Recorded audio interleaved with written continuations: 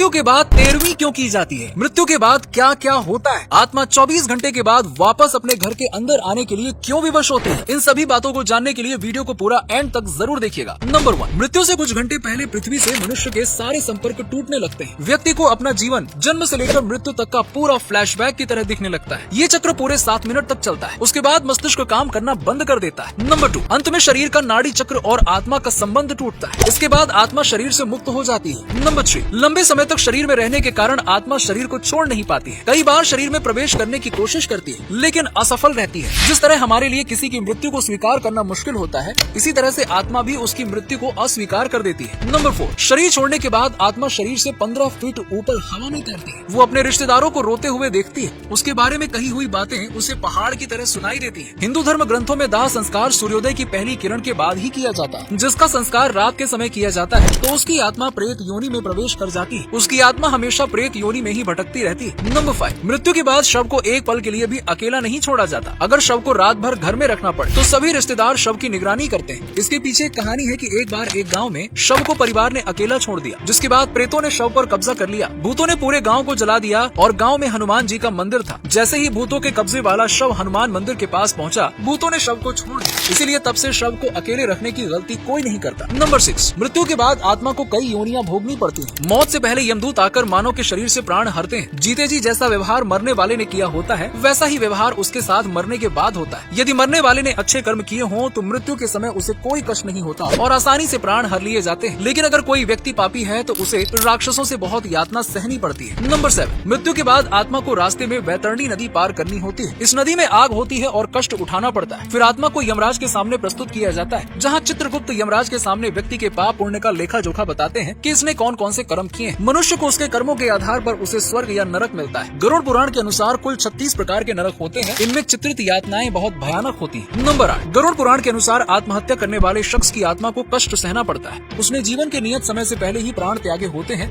ये शरीर हमारा नहीं बल्कि एक किराए का घर है। इस शरीर को धारण कर जीवन दुनिया में आता है। अब आत्मा शरीर को छोड़ती है तो मानव शरीर जो पंच तत्वों से बना है और अंत में पंच तत्वों में विलीन हो जाता है। नंबर 9, मौत के 13 दिन बाद तक आत्मा अपने लोक में पहुंचती है। गरुड़ पुराण के अनुसार इन 13 दिनों बाद घर से आत्मा का मोह और वास खत्म हो जाता है। साथ ही साथ घर को 13 दिन बाद शुद्धि मिलती है। इसीलिए मृत्यु के 13 दिन बाद 13वीं मनाई जाती है।